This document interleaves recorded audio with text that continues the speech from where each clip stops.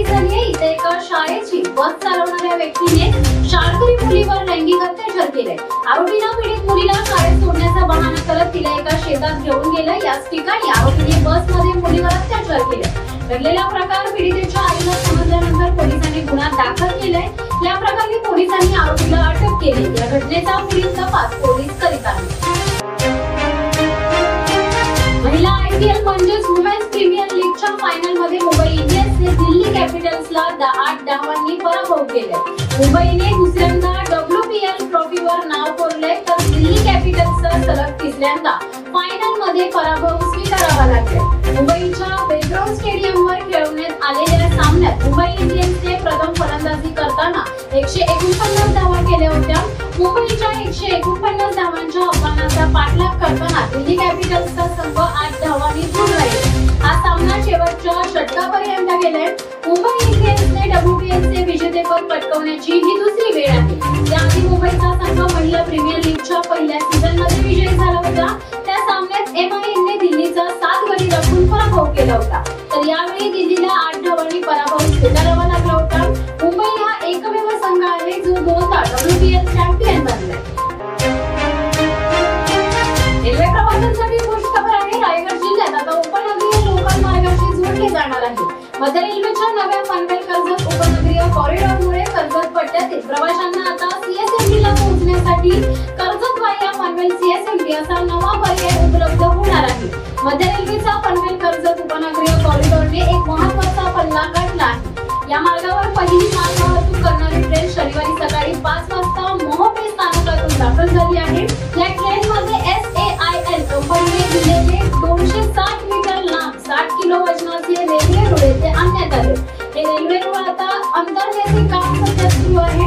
पनवेल आणि कर्जत या मार्गावर आधी मालगाड्या आणि काही लांब पल्ल्याच्या गाड्या चालायच्या।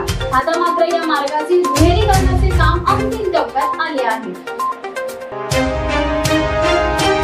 सोने चांदीच्या दरात मोठी वाढ झाली आहे। शुक्रवारी सोन्याच्या दरात 1339 रुपयांची वाढ होत ते 91,000 पोहोचले, तर चांदीच्या दरातही एकाच दिवसात तब्बल 2,275 रुपयांची वाढ झाली।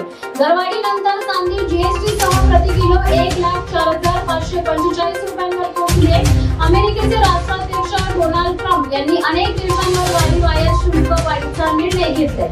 यातून जागतिक व्यापार युद्धाच्या शक्यतेने गुंतवणूकदार सुरक्षित उपाय म्हणून सोने चांदी खरेदीकडे वळले असल्याचे समजते।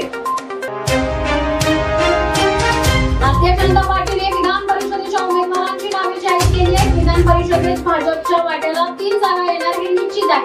विधान परिषदेच्या जागांसाठी अर्ज भरण्याचा उद्या सोमवार दिनांक 17 मार्च अखेरचा दिवस आहे। तत्पूर्वी भाजपाने त्यांच्या 3 उमेदवारांची नावे जाहीर केली।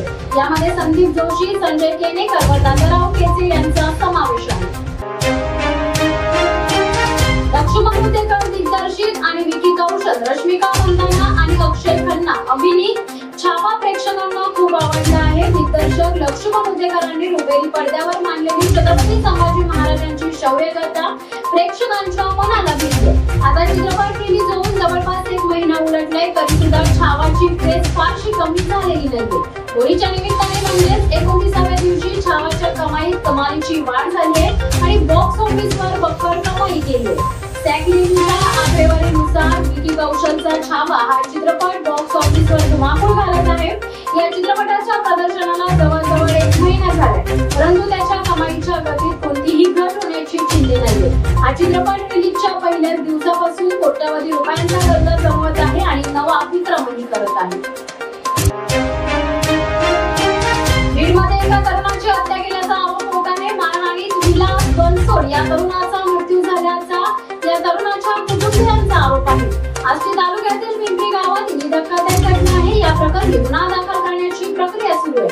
मृत तरुण बाबासाहेब क्षीरसागर यांच्याकडे कामाला होता। गेल्या 2 दिवसांपासून त्याला बांधून ठेवण्यात आले होते। त्याला मारहाण करण्यात आलेली होती। यानंतर तरुणाला एका रुग्णालयात टाकून त्याच्या घरच्यांना त्याला घेऊन जाण्यास सांगण्यात आले। या घटनेत त्याचा मृत्यू झाला असल्याचा आरोप कुटुंबियांनी केलाय, तर या घटनेचे फोटो समोर आले असून या फोटोवरून ही संतोष देशमुख हत्येची पुनरावृत्ती असल्याचं सामाजिक कार्यकर्ता अंजली दवानिया यांनी म्हटलंय।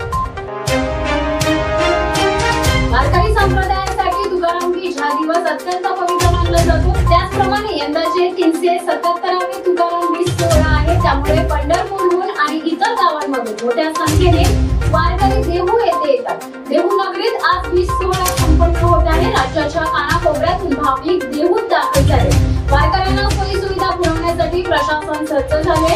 या सोहळ्याच्या अनुषंगाने देहू नगरीत येणाऱ्या भाविक वारकऱ्यांना सोयी सुविधा पुरवण्यासाठी नगरपंचायत प्रशासन शासकीय यंत्रणेकडून तयारी पूर्ण करण्यात आली। आलापूर तालुक्यातील कोयना जांभरूख वावंडळ येथे जगद्गुरु संत तुकाराम महाराज यांची तुकाराम बीज मोठ्या उत्साहात आणि आनंदात वारकरी संप्रदाय व ग्रामस्थ यांच्या वतीने साजरी करण्यात आली आहे। तुकाराम बीज हा संत तुकाराम महाराज यांचा वैकुंठ गमन दिवस मानला जातो आणि महाराष्ट्रात तो साजरा केला जातो। हा दिवस म्हणजे तुकाराम महाराजांच्या सदैव वैकुंठ गमनाचा दिवस आहे असे मानणारा एक मतप्रवाह आहे। आज तुकाराम बीज अर्थात जगद्गुरु संत श्रेष्ठ श्री तुकाराम महाराज यांचा 376वा सदैव वैकुंठ गमन सोहळा वावंडळ येथे विठ्ठल रुक्मिणी मंदिरात उत्साहात पार पडलाय। हरिनामाच्या गजरात वारकरी तुकाराम महाराजांच्या भक्तीत अखंड बुडालेले दिसत होते। या होत्या दिवसभरातल्या ठळक घडामोडी अशाच ताज्या घडामोडी पाहण्यासाठी शिवसत्ता टाइम्सला सबस्क्राइब करा। तुर्तास धन्यवाद। धडक बेधडक वृत्त देणाऱ्या आपल्या शिवसत्ता टाइम्स न्यूज चॅनलला लाल बटन दाबून सबस्क्राइब करा आणि बेल आयकॉनला क्लिक करायला विसरू नका।